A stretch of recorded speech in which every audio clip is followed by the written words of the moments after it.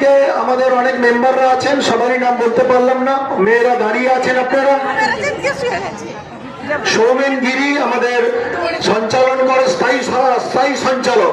এই যে অঞ্চলে যত অনুষ্ঠান হয়, স্কুলের অনুষ্ঠান হয়, সব স্থায়ী সঞ্চালনা করে।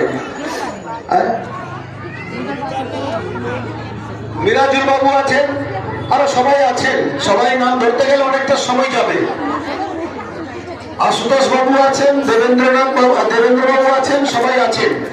সবাই আমাদের দলের কর্মী এবং পথচারী মানুষরা। জানতে চাই যে ভারতীয় জনতা পার্টি মমতার বিরুদ্ধে চক্রান্ত করার জন্য তার নির্বাচন কেন্দ্রে ভবানীপুর আপনারা দেখেছেন, মমতা ব্যানার্জির সাথে আজকে নির্বাচন কমিশনারের, ভারতবর্ষের নির্বাচন কমিশনারের এসআইআর নিয়ে আপনার আজকে ডেপুটেশন আছে, আলোচনা আছে। চক্রান্ত করে ভবানীপুর থেকে 45,000 নাম বাদ দিয়েছে একটা বিধানসভা কেন্দ্রের, যেটা দেওয়া যায় না। আমাদের এই বিধানসভা কেন্দ্রের প্রথমে মাত্র 2টো ব্লক দিলে 2500 লোককে হিয়ারিং ছিল, শুনানি।